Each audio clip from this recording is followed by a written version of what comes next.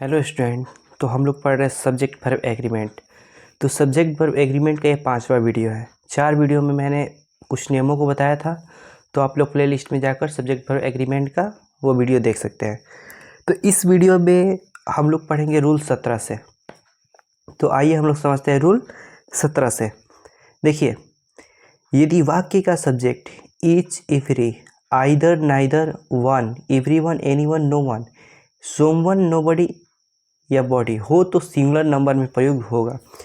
इनमें से कोई भी वर्ड आए, इनमें से कोई भी वर्ड अगर आता है किसी सेंटेंस में तो हमेशा सिंगुलर नंबर में आएगा और उसमें क्या होगा, सिंगुलर वर्ब का प्रयोग होगा। जैसे में यहाँ पर एग्जांपल देख सकते हैं आप लोग, यहाँ पर ईच बॉय, ठीक है, ईच बॉय दे दिया, ईच यहाँ पर प्रयोग हो गया, ठीक है। और यहाँ पर बॉय है तो ईच बॉय के साथ बताइए बॉय कितना है, एक, तो इसलिए यहाँ पर क्या होगा, सिंगुलर वर्ब यानी कि हैज़ का प्रयोग किया जाएगा, ठीक है। अब दिया है each of them dash a pen, यहाँ पर आपको ऑप्शन देगा हैव, हैज़, इनमें से दोनों, इनमें से कोई नहीं, तो आप क्या भरेंगे, आप यहाँ पर भरेंगे हैज़, सिंगुलर वर्ब, ठीक है। अब देखिए एवरीवन डैश वाज प्रेजेंट, यहाँ पर दिया है एवरीवन, तो यहाँ पर इनमें से देखिए एवरीवन जो ऊपर दिया गया था ऊपर, यहाँ पर एवरीवन इसमें है तो एवरीवन यहाँ पर उपस्थित है यानी कि प्रेजेंट है। तो यहाँ पर सेंटेंस में जब एवरीवन देगा तो यहाँ पर किस चीज़ का प्रयोग होगा, सिंगुलर नंबर का यानी कि वाज का क्या होगा, प्रयोग होगा। फिर दिया है no one dash is ready to do this, तो नो वन के साथ क्या अलग लगेगा, इज़ का प्रयोग होगा। यानी कि ऐसे आपको सेंटेंस दे देगा और बोलेगा कि इसमें वर्ब भरिए, तो आप लोग को यहाँ पर ध्यान देने वाली बात है, हमेशा क्या भरना है, सिंगुलर नंबर भरना है यानी कि सिंगुलर वर्ब भरना है, ठीक है। समबडी के साथ क्या लगता है, सिंगुलर वर्ब लगता है। तो ये रहा रूल नंबर 17। अब आते हैं हम लोग रूल नंबर 18 की ओर। रूल नंबर 18 बोल रहा है कि बोथ, मेनी, सोम और फ्यू प्लूरल है, यानी कि जो 4 दिया है ये आपका वर्ब, बोथ, मेनी, सोम और फ्यू, ये सब क्या है, ये शब्द जो है वर्ड है ये प्लूरल है। और यदि इनका प्रयोग सब्जेक्ट के रूप में हो तो वर्ब प्लूरल नंबर में ही प्रयोग होगा। और आप जानते हैं कि प्लूरल वर्ब के साथ हमेशा क्या होता है, प्लूरल सब्जेक्ट प्रयोग होता है और सिंगुलर सब्जेक्ट के साथ हमेशा सिंगुलर वर्ब का प्रयोग होता है। तो देखिए बोथ ऑफ देम, यहाँ पर बोथ यहाँ पर यूज़ हो गया, तो जब बोथ सेंटेंस में दे दिया उसके बाद यहाँ पर कुछ भी हो तो आप लोगों को क्या मारना है, यहाँ पर प्लूरल वर्ब को मारना है। तो both of them are ready to go, ठीक है। अब देखिए आगे बढ़ते हैं। मेनी ऑफ देम, यहाँ पर मेनी भी क्या है, प्लूरल है, इसीलिए यहाँ पर हैव क्या होगा, प्लूरल फॉर्म में यूज़ होगा। तो many of them com back. अब देखिए सोम, सोम भी क्या है, प्लूरल है, सोम हैव बीन अरेस्टेड, कुछ लोगों को क्या किया गया, अरेस्ट कर लिया गया। अब देखिए फ्यू पर्सन्स आर ऑनेस्ट, कुछ लोग क्या होते हैं, ईमानदार होते हैं। तो यहाँ पर फ्यू पर्सन्स, तो कुछ पर्सन है तो यहाँ पर फ्यू का यूज़ हो गया है। तो फ्यू का जब यूज़ हो गया तो यहाँ पर क्या लगेगा, वर्ब प्लूरल रहेगा। अब देखिए नोट, नोन और एनी दो ऐसे प्रोनाउंस हैं जिनका प्रयोग सिंगुलर और प्लूरल दोनों के रूप में होता है।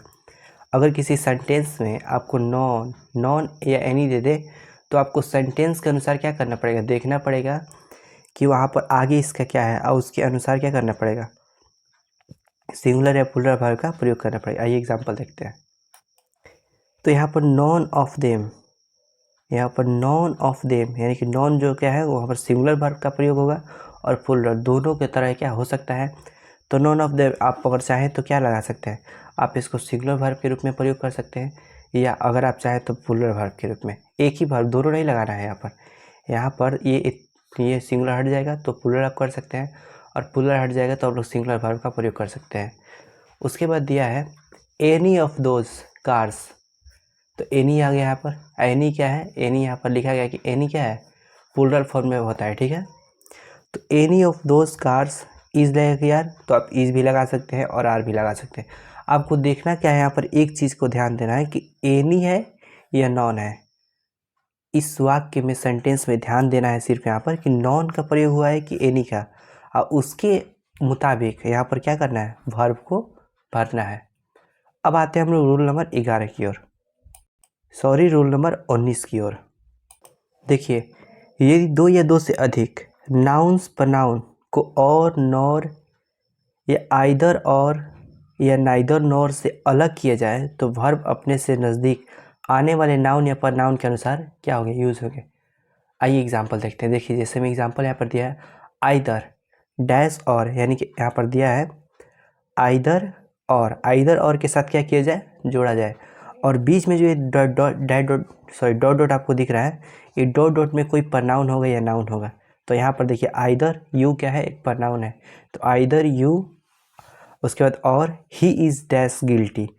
तो ये जब इस सेंटेंस इन शब्दों द्वारा किसी वाक्य को अलग किया जाता है तो अपने से नज़दीक आने वाले और के बाद, यानी कि अपने से जो है पर वर्ब का खाली स्थान देगा भरने के लिए, तो अपने से नज़दीक आने वाले शब्द के अनुसार क्या होगा, यहाँ पर वर्ब को भरा जाएगा। तो ही के साथ क्या लगता है, हम लोग जानते हैं ही के साथ इज़ लगता है, वाज लगता है। तो वर्ब के अनुसार जो वर्ब आपको दिया रहेगा उसके अनुसार यहाँ पर भरना है। उसी प्रकार यहाँ पर देखिए आर यू, यहाँ पर दिया आर यू और, यहाँ पर देखिए और के साथ जोड़ रहा है, ठीक है। तो आर यू और ही इज़ टू ब्लेम। तो यहाँ पर देखिए यहाँ पर क्या कर दिया गया, यहाँ पर इंट्रोगेटिव सेंटेंस दे दिया है। क्या दे दिया है, तो एसर्टिव सेंटेंस में जब हम देखेंगे तो एसर्टिव सेंटेंस में यहाँ पर देगा, और इंट्रोगेटिव सेंटेंस जब हम पढ़ेंगे तो इंट्रोगेटिव सेंटेंस का शुरू में वर्ब भरने के लिए दिया रहता है।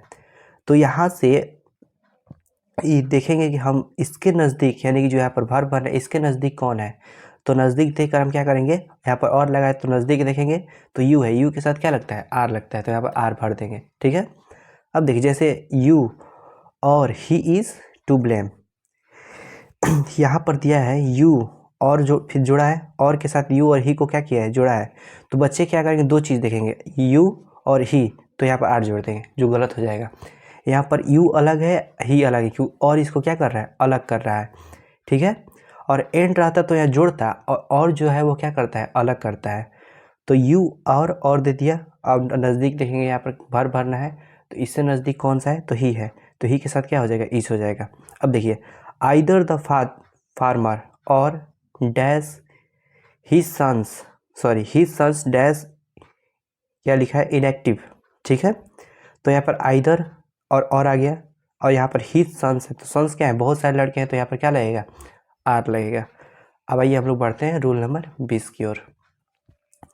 यदि क्लाउज का सब्जेक्ट कोई रिलेटिव प्रोनाउन जैसे में हु, विच, दैट हो तो वर्ब उसके अटेंडेंट के अनुसार प्रयुक्त होगा। जो रिलेटिव प्रोनाउन के पहले आता है, अर्थात जिसके लिए रिलेटिव प्रोनाउंस का प्रयोग होता है। जैसे यहाँ पर देखिए, यहाँ पर एग्जाम्पल दिया गया आपको, the boy who dash playing dash my सन।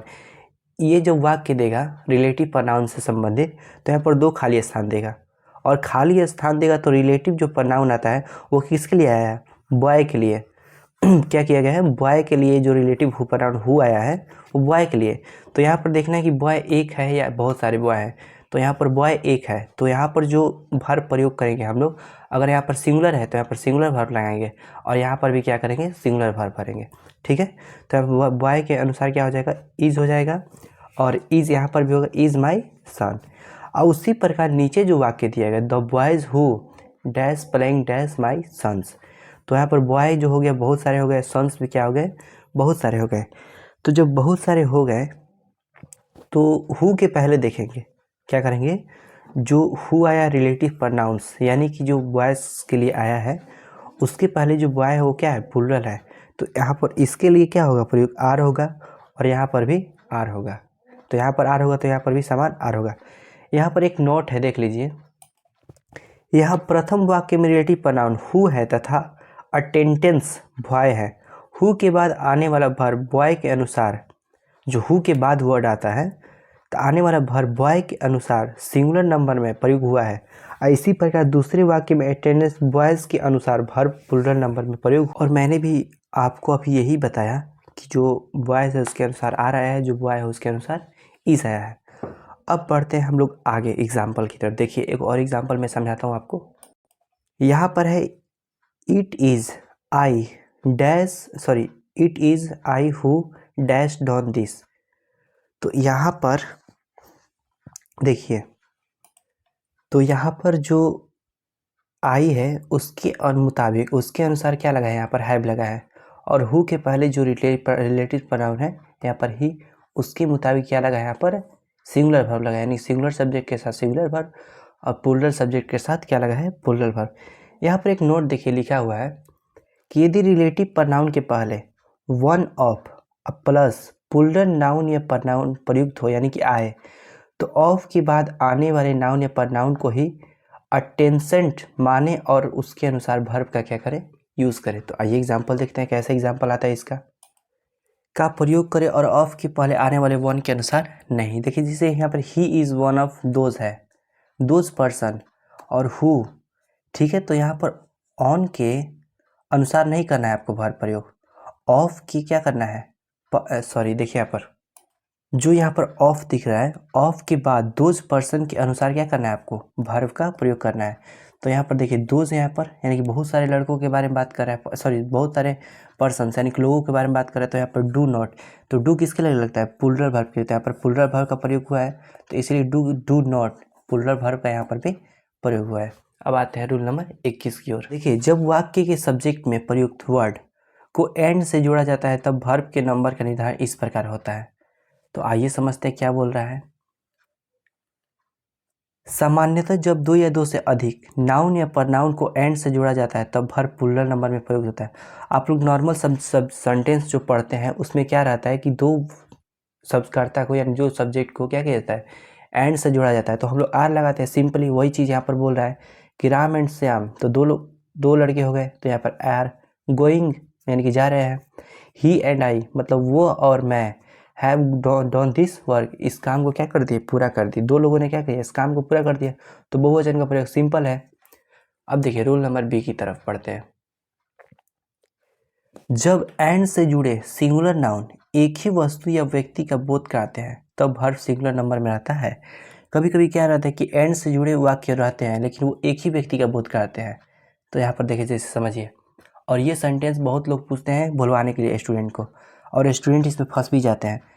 तो a red and black cow dash grazing in the field, एक गाय है जो क्या कर रही है लाल कलर की है और काली कलर की, एक ही गाय के बारे में बात कर रहा है, यानी कि एक ही गाय है जो क्या है लाल है और काली कलर है।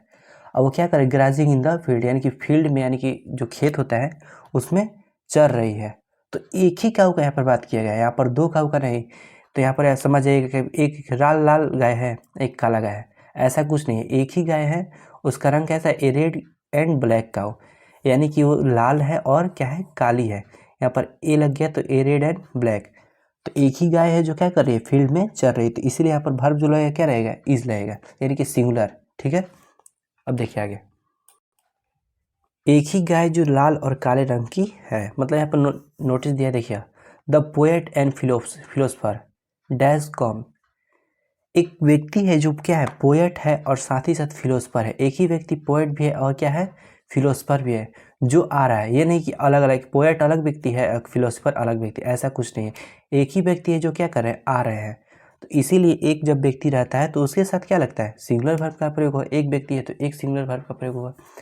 यहाँ पर नोट देखिए, नोट लिखा हुआ है, यदि एक ही नाउन के पहले आर्टिकल आए तो समझे कि एक ही व्यक्ति वस्तु की चर्चा है, यदि दोनों ही नाउन के पहले आर्टिकल्स आए तो समझे कि दो व्यक्ति वस्तु की चर्चा हो रही है। यहाँ पर जो हम लोग सेंटेंस देखे हैं तो यहाँ पर देखिए पोएट के साथ क्या हुआ है आर्टिकल एन द हम लोग जानते हैं, तो आर्टिकल एक ही नाउन एक ही चीज़ के वस्तु के साथ आया है, दोनों वस्तु के साथ आता तो दो व्यक्ति अलग अलग हो जाते हैं, तो ये एक ही व्यक्ति के साथ आया है एक ही वस्तु के साथ, तो इसीलिए एक ही व्यक्ति के लिए प्रयोग हुआ है। ठीक है, जैसे यहाँ पर देखिए the poet and the philosopher dash com, तो एक कवि है और एक फिलोसफर है जो क्या कर रहे हैं आ रहे हैं, यानी कि दो अलग अलग व्यक्ति, और दोनों के पहले क्या हुआ आर्टिकल्स प्रयोग हुआ है। तो जब दोनों वस्तु के पहले आर्टिकल्स प्रयोग हो तो हमको क्या समझना है कि दो व्यक्तियों के बारे में बात हो रही है, तो इसीलिए उसके साथ क्या लगेगा प्लूरल वर्ब रहेगा। ठीक है, अब आइए आगे बढ़ते हैं। रूल नंबर सी बोला है कि जब दो अंक एंड से संयुक्त रहते हैं तो यानी कि जुड़े रहते हैं तो उनके बाद वर्ब आता है, तब वह वर्ब सिंगुलर तथा प्लूरल दोनों में से किसी एक में रह सकता है। अंक का मतलब, अंक मतलब कोई संख्या, जैसे देखिए यहाँ पर 2 and 2 dash is 4, 2 and 2 dash is 4, तो यहाँ पर ये वाक्य जो है बहुत ही फेमस है। तो यहाँ पर एक बात सोचने वाली कि यहाँ पर क्या किस चीज़ का प्रयोग किया जाता है, इज का करें या आर का करें। तो देखिए यहाँ पर क्या होता है कि ऐसे वाक्यों में इज का प्रयोग भी हो सकता है, आर का प्रयोग भी हो सकता है, लेकिन सबसे ज़्यादा मान्यता किसका है यहाँ पर नोट के माध्यम से समझते हैं। सामान्यतः ऐसे वाक्यों में लोग सिंगुलर वर्ब का प्रयोग करते हैं और मैथमेटिक की किताबों में भी सिंगुलर वर्ब का ही प्रयोग मिलता है, इसलिए आप भी सिंगुलर वर्ब का ही प्रयोग करें, लेकिन प्लूरल वर्ब का प्रयोग करना गलत नहीं माना जाएगा। यानी कि अधिकांश ऐसे वाक्य होते हैं जिसमें सिंगुलर वर्ब का ही प्रयोग मतलब करना अच्छा लगता है, प्लूरल वर्ब का प्रयोग उतना अच्छा नहीं माना जाता है। लेकिन आप कर सकते हैं, गलत नहीं माना जाएगा, लेकिन अधिकांश क्या करना है, 100 में से 90% सिंगुलर वर्ब का। अब आते हैं रूल नंबर डी की तरफ। देखिए डी नंबर है, कुछ ऐसे सिंगुलर नाउन है जो एंड से जुड़े रहते हैं और प्रयोग में बराबर एक साथ आते हैं, मानो एक नाउन दूसरे का जोड़ा हो। ऐसे वाक्यों के साथ वर्ब सदा सिंगुलर नंबर में आते हैं क्योंकि उनसे एक ही वस्तु भाव विशेष का बोध होता है, अलग अलग दो वस्तुओं का नहीं। तो कौन कौन से नाउन है जो एक ही साथ आते हैं, देखिए जैसे राइस एंड करी। राइस के साथ क्या मिलता है, हमेशा करी मिलता है, राइस के साथ किसी और चीज़ को नहीं दे सकते, यानी कि दोनों क्या रहता है, कनेक्टेड रहता है। तो राइस एंड करी क्या है, माय फेवरेट डिश, यानी कि मेरा पसंदीदा भोज्य है। तो इसके साथ क्या रहेगा, इज रहेगा, क्योंकि दोनों साथ साथ आते हैं, एक नाउन दूसरे नाउन के क्या है, साथ जुड़ा हुआ है। जैसे देखिए bread and butter dash A rich food, अगर रिच फूड का बात आएगा तो यहाँ पर ब्रेड और बटर का नाम आएगा, और ब्रेड के साथ हमेशा बटर आना ही है, अगर नहीं आएगा तो ब्रेड का कोई वैल्यू नहीं है। तो ब्रेड और बटर साथ ही आते हैं, इसलिए इनके साथ क्या होगा, इसका प्रयोग होगा। ठीक है, अब देखिए all coming and going dash was forbidden, यानी कि सभी लोग आ रहे हैं और जा रहे हैं। तो क्या हो रहा है कि कुछ लोग आएंगे तभी तो कुछ लोग जाएंगे ना, यानी कि सभी लोग आ रहे हैं तो सभी लोग जा भी तो रहे हैं, तो इसीलिए ये दोनों आपस में क्या है, कनेक्टेड है, इसीलिए यहाँ पर क्या लग रहा है, वाज, यानी कि सिंगुलर नंबर। अब देखिए एंड से जुड़े वाक्यों का कुछ एक्सेप्शन होता है, यानी कि अपवाद भी होता है। जैसे में देखिए इस वाक्य में वर्ब प्लूरल नंबर प्रयोग होगा, कौन से वाक्य, तो आइए देखते हैं वाक्य। Time and tide wait for no man. देखिए यहाँ पर जो वाक्य दिया गया है टाइम एंड टाइड, इसमें वेट जो है वो प्लूरल वर्ब है, क्या है, प्लूरल वर्ब। तो कभी कभी एंड से जुड़े शब्दों में क्या होता है, वो प्लूरल वर्ब का प्रयोग होता है। तो इन वाक्यों में वर्ब प्लूरल नंबर में है क्योंकि एंड से जुड़े दो नाउन्स अलग अलग दो थिंग्स या पर्सन का बोध कराते हैं, और जब एक थिंग का बोध कराएगा तो इज लगेगा, यानी कि जैसे rice and curry, bread and butter, all coming or going, ये सभी मैंने पढ़ा। उसके बाद देखिए यहाँ पर ये अलग अलग है, टाइम अलग है, टाइट अलग है, तो दोनों से अलग अलग थिंग या वस्तु का क्या हो रहा है, बोध हो रहा है, इसीलिए यहाँ पर क्या लगेगा, जो वर्ब है वो प्लूरल होगा। ठीक है, अब देखिए आगे बढ़ते हैं। Eggs and milk are sold here, यानी कि एग्स अलग हो गया, अंडा अलग हो गया, मिल्क अलग हो गया, तो दोनों क्या है, अलग अलग है, यहाँ दोनों मिलते हैं तो इसलिए आर लगेगा। वाटर एंड ऑयल, तो वाटर अलग हो गया, ऑयल अलग हो गया, तो इसलिए यहाँ पर वर्ब जो है डू प्लूरल लगाए, तो डू नॉट मिक्स, यानी कि दोनों आपस में नहीं मिल सकते हैं। और एक लास्ट रूल होता है ई नंबर, यदि सिंगुलर नाउन को एंड से जोड़ा जाए और उनमें से एक के पहले भी ईच, इवरी या नो का प्रयोग हो तो वर्ब सिंगुलर नंबर में प्रयोग होगा। जैसे यहाँ पर एग्जाम्पल लिखा है मैन एक है, सिंगुलर है, वुमेन भी एक है, लेकिन इसके पहले क्या है, ईच, और यहाँ पर ईच का प्रयोग है, each man in each women dash equal rights, यानी कि जो पुरुष होते हैं और महिला होते हैं दोनों क्या होता है, समान अधिकार के बराबरी कर सकते हैं। ठीक है, तो इसके साथ क्या रहेगा, ईच इवरी जब आएगा तो उसके साथ हमेशा क्या होगा, सिंगुलर वर्ब का प्रयोग होगा, और ये दोनों सिंगुलर में आया है तो सिंगुलर वर्ब का प्रयोग होगा। जैसे में each and every boy was given sweets, यानी कि यहाँ पर ईच आ गया, यहाँ पर इवरी आ गया, तो जब दो चीज़ आए बीच में तो हमेशा क्या होगा, सिंगुलर वर्ब का प्रयोग होगा। लास्ट रूल 2 है, आइए उसको भी समझ लेते हैं। यदि सब्जेक्ट के बाद ओपोजिशन का प्रयोग हो तो वर्ब सदा ओपोजिशन पद के पहले आने वाले नाउन पर नाउन कर्ता के अनुसार होगा, ओपोजिशन पद के अनुसार नहीं। आइए अब समझते हैं ओपोजिशन कैसे होते हैं। जैसे यहाँ पर आई राम सिंह, एक आई है पर्सन, यहाँ पर राम सिंह है, और यहाँ पर अगर डैश एंड ऑनेस्ट मैन, एक राम है, एक आई है, एक राम सिंह, दोनों क्या है, ईमानदार व्यक्ति है। तो अगर आपसे ऐसे वाक्य में पूछ देगा कि सब्जेक्ट का प्रयोग है, बीच में यहाँ पर ध्यान देने वाली बात है कि हर सब्जेक्ट के बाद कमा रहेगा, क्या रहेगा, कमा रहेगा। यहाँ पर भी कमा दिया गया है, यहाँ पर कहाँ कमा। तो जो यहाँ पर वर्ब होगा वो किसके अनुसार, फर्स्ट करता है, यानी फर्स्ट सब्जेक्ट के अनुसार यहाँ पर वर्ब भरेंगे। तो आई के साथ क्या लगता है, एम लगता है, तो एम भर दिए। उसके बाद देखिए, you dash boy are not to go there. यहाँ पर यू के साथ, यू और बॉय दो सब्जेक्ट हैं, तो यहाँ पर फर्स्ट सब्जेक्ट देखेंगे तो फर्स्ट सब्जेक्ट क्या है, यू है, तो यू के साथ क्या लगता है, आर लगता है, तो लग गया यहाँ पर। तो फर्स्ट सब्जेक्ट के अनुसार वर्ब का प्रयोग हुआ है। अब लास्ट और अंतिम रूल इस टॉपिक का 23 नंबर, देयर से आरंभ होने वाले वाक्यों में वर्ब उनके असली सब्जेक्ट के अनुसार प्रयुक्त होते हैं जो वाक्यों में देयर के बाद प्रयुक्त होते हैं। जैसे में देखिए, देयर से वाक्य जो है बहुत ही इम्पोर्टेंट और वीवीआई होता है। और इसको कैसे देखिए समझा जाता है, देयर यहाँ पर खाली स्थान दे देगा, शुरू में देयर रहेगा, और इसके बाद जो आता है वो सब्जेक्ट, इसके बाद जो सब्जेक्ट आता है उसके अनुसार यहाँ पर वर्ब को भरा जाता है। जैसे में देयर को छोड़ दिया जाता है, ए बॉय एक लड़का है, तो इसके अनुसार क्या होगा, सिंगुलर वर्ब, यानी कि सिंगुलर लड़के के साथ सिंगुलर वर्ब। बॉयज़ है तो प्लुरल है तो प्लुरल वर्ब का प्रयोग करेंगे। और नो बॉयज़ इन, सॉरी यहाँ पर कुछ लिखा गया है, मीटर गया, कोई समझ नहीं आ रहा है, तो हाँ सॉरी बॉक्स कुछ यहाँ पर है, तो no bar in the box, तो इसके साथ बॉक्स में क्या है, एक ही बार है, तो यहाँ पर इज लगेगा। ठीक है, तो ये जो हम लोग का लेसन हुआ ये समाप्त हुआ। और ये 5 वीडियो को आप अच्छे से समझ लीजिए, और समझने के बाद इससे ज़्यादा सब्जेक्ट वर्ब एग्रीमेंट का रूल नहीं होता है। तो फिर मिलते हैं किसी अन्य वीडियो में किसी अन्य टॉपिक के साथ। इस वीडियो में इतना ही, धन्यवाद। अगर अच्छा लगे तो अपने दोस्तों के साथ ज़रूर शेयर करें। शुक्रिया।